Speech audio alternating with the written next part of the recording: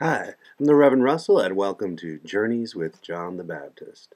No, that's not true. This is the Hardest Question video blog, but it is true that once again we do get a John the Baptist text. Um, yeah, Easter. I've talked about it over and over again. Advent, Christmas, now Epiphany, John the Baptist. Half the text, really. So I'm not the only one, of course, who is kind of growing tired of John the Baptist. I'll be responding to our guest blogger today, Jennifer Johnson. She's writing on the gospel text, and she comes straight out and says that she is a little bit sick of John the Baptist too. But you know what? Maybe it's time to make friends with John the Baptist. We can, somehow find our way into embracing him, digging deeper. I don't know. Certainly, he has been of interest for many, many people over the years, not just our lectionaries. Buddha, he appeared to the Buddha. He appeared to Joseph Smith in Pennsylvania.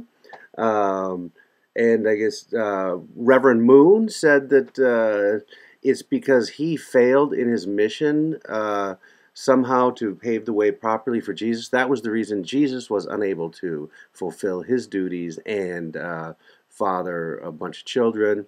He comes up all over the place. These are just, I guess you can go read Wikipedia too, but I think it's just kind of interesting things. His relics, what happens to his hands, his head, everything, even his face. The city of Halifax, I thought it was interesting, is named after John the Baptist's face. Well, the fact that they purportedly have John the Baptist's face there as a relic. Holy Face, Halifax. So John the Baptist is interesting over the years to many people. Jennifer brings up the notion how John the Baptist is famously depicted in art pointing as a pointer. And of course, I think we have to think immediately of Karl Barth's famous reference to Grunewald's Eisenheim altarpiece, where John the Baptist is pointing at Jesus. And that's what John the Baptist does. He points at Jesus. And Jennifer asked the question that comes up, obviously, why did John the Baptist not follow his own finger? Why didn't he follow Jesus? Which is it's a good question. It's an interesting question. What was his purpose? I think it's also interesting, too, we find in this John passage that in John, the Gospel of John, Jesus is not baptized. John the Baptist does not baptize Jesus like he does in the Synoptic Gospels. I mean, he says that he saw the dove descending on him, and that he was told by the one who sent him, presumably God, that when he sees the dove descend on someone, that will be his Messiah. So, but John the Baptist does not baptize Jesus. In this text today, it's kind of funny.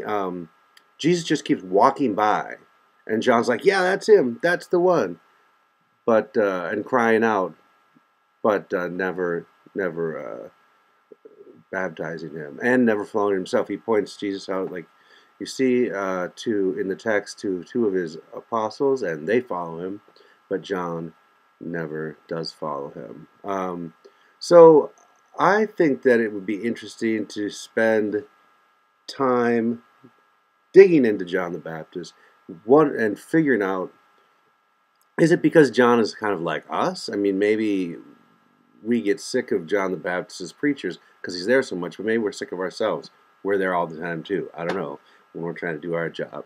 But I want to try and find a way to make peace with John the Baptist. And you know what I'm going to do? I'm looking forward to the feast day of John the Baptist, which is the summer solstice.